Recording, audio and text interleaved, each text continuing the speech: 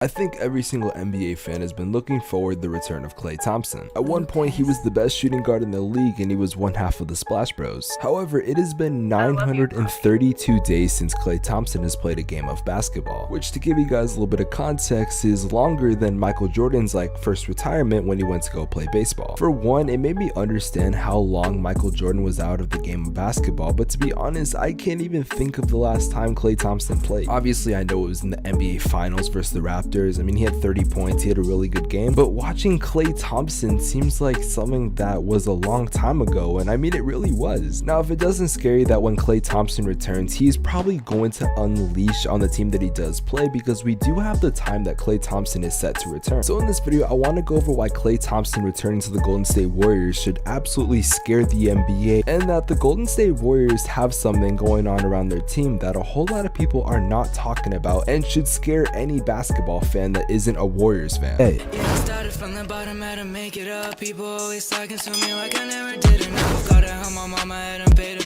Of course, before I get into the content, you guys can leave a like on this and subscribe to the channel for new and notifications on. With it officially being 2022, we have a brand new goal on the channel, and with that being said, we are trying to hit 100,000 subscribers on this channel by the end of the year, and your subscription would be greatly appreciated. Let's get into the video. So the first thing I want to talk about is Klay Thompson's return. We've all been waiting. Some of us thought it was going to happen during Christmas or around that time, maybe December 27th, which was the original report that we got. However, the Warriors have been very cautious with Klay Thompson. I think it's honestly safe to say that they should be doing that. I mean, with the injuries he's had and with the way things are going right now, you don't want to mess things up. And trust me, if Klay Thompson were to tear his ACL again, or if he were to have something happen before he could return, or even when he does return, I think Klay Thompson will retire from the league. I cannot imagine being out as long as he has just for him to get injured again. Pray to God that has not happened. I want to see Klay Thompson play. I'm rooting for him. I'm definitely going to be watching that game. Now, the good news is that we do have a report from Shams that has said that we are set to see Klay Thompson either January 9th or January 18th, which happen to both be road games. I don't know if they're going on a road trip after that, and that's why, it's 9 days apart, but regardless, if I'm being honest, I want to see Klay Thompson return on January 18th, reason being they play the Detroit Pistons. I'm calling it right now, Klay Thompson's going to drop 40 points, probably have about 10 3-pointers. The man is going to eviscerate the Detroit Pistons, and they're not going to be able to do anything but just kind of let it happen to them. Now, about a year ago, if you would have told me that on January 9th they were playing the Cavs, I'd be like, okay, this is a similar situation, but the Cavs are a lot better than they are compared to last season. However, maybe Klay Thompson does not care and he just wants to get back out there. I mean, as a hooper myself, I can definitely say I don't care if we're playing the best team in the league or the worst team in the league. I just want to be back out there, especially if I just came back from a long-term injury. Now, to most people, the Golden State Warriors are the best team in the league, and when you look at it, I think it's very easy to make that argument, which is a very key part in today's video, because not only are the Golden State Warriors going to be set up when Klay Thompson returns as if they're already not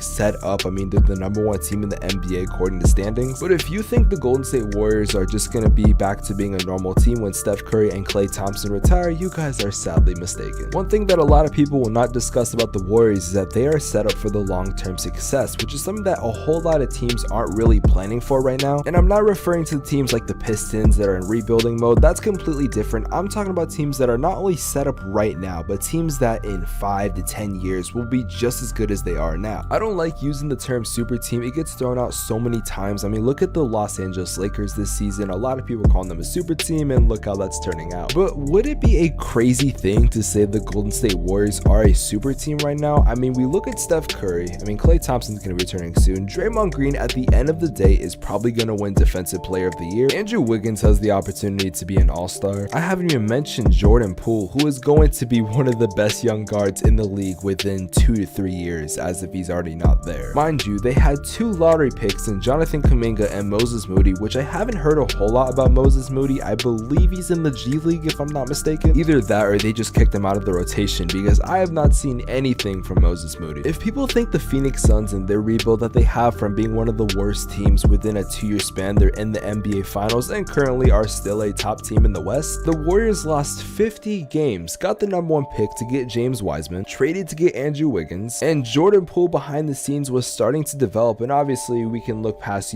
this year's draft with guys like Jonathan Kuminga, but last season the Warriors almost made the playoffs. And I'm not gonna lie to you guys, I was kind of scared to play the Warriors over the Lakers. And a lot of Phoenix Suns fans were a lot more scared of the Warriors than they were the Lakers because they saw the opportunity and the Warriors were the hottest team in basketball. Obviously hindsight is 2020, they will lose to the Memphis Grizzlies in the play-in, which honestly I still think is a dumb thing. I don't think the play-in should exist. It was good for the bubble because of all the missed games that teams had, but after we got back to a pretty normal NBA schedule, I mean, we did have 72 games last season. However, the play-in is still a factor in this season, which we're set to play 82 games. Now we come to this season where for some reason people did not see the Golden State Warriors as them having #1 a good offseason, which I correctly predicted that they had an A+ offseason. If we look at them right now, I think we're completely agreed on that. Now I don't think people expected, including myself, for the Warriors to be the best team in the NBA currently, but if I'm being honest, it's not that far off. But I don't even think that Golden State Warriors fans were honestly expecting this to happen this season, without Klay Thompson and without James Wiseman so far. Despite not having those players, they're the best team in basketball right now, and best believe when Klay Thompson and James Wiseman both return, I could see this team going on like a 20 to 30 game win streak. But the roster they have, with the guys that they have, with the talent they straight up have, it seems like that this team is going to be undefeated when it comes playoff time. Steph Curry is probably going to win MVP. The defensive player of the year is probably going to go to Draymond Green. I don't think there's a comeback player of the year, but if there was a comeback player of the year, it'd probably go to Klay Thompson. Shoot, if this video gets like 10 likes, then I'll do it end of the season like NBA awards, but like Spex style. Instead of the NBA media, these are going to be my awards, and I'll make sure I put a comeback player of the year, which everyone knows would go to Dario Saric if he could return this season. All jokes aside, I am expecting Klay Thompson to do pretty good when he does come back because he is set to be in the starting lineup like straight away, which was a fear of mine when I made a Klay Thompson video a couple weeks ago, because I was like, okay, you got Jordan Poole who's been developing, he's doing really good. How is he gonna feel that his starting role when he's done nothing to not deserve it is just gonna be taken away? To be fair, it is because of Klay Thompson returning when he hasn't played basketball in years, but that's besides the point. I think Jordan Poole though can play a pretty good 6-man role, and maybe they do run some lineups where they have like Steph, Klay, and Jordan Poole. Maybe they can even play Andrew Wiggins down at the 4 and have Draymond run the 5, because I know he's been able to do that in recent times. It does make me wonder, will Jordan Poole want to leave after the season? I don't know how long he has left on his contract, but if I'm the Pistons, I'm probably gonna offer this guy a pretty good deal. I mean, you don't even have to be one of the worst teams in the NBA. Even if you're like a solid team or maybe even a playoff team, you look at this and like, maybe we should try to sign this guy. As if Jordan Poole isn't talented enough, I do honestly think that he's going to be developing even more behind Klay Thompson, with him helping him out as well. If you're a Warriors fan, you guys have a lot to be looking forward to, not just for these next couple seasons, but maybe even 5 to 10 to 15 years. Once Steph Curry, Klay Thompson, and Draymond have their big ass run, you guys know that players like Jordan Poole and Jonathan Kuminga and maybe Moses Moody, James Wiseman, if they do remain on the team at that time, that's gonna be a possible super team in the future. Only difference is they were drafted to this team. They're absolutely loaded, and I honestly cannot wait to see what the Golden State Warriors have in plan. With that being said, if you guys did enjoy this video, make sure you do leave a like on it and subscribe to the channel if you're new with notifications on. Let me know what you do think about this whole Klay Thompson situation and with his return supposed to be in a couple weeks. And let me know if you think it's possible for the Golden State Warriors to be a really good team without guys like Steph Curry and Klay Thompson in the foreseeable future. I'll see y'all boys in the next one. Have an amazing day. Take care. Peace. I never met, but we both know that's a lie.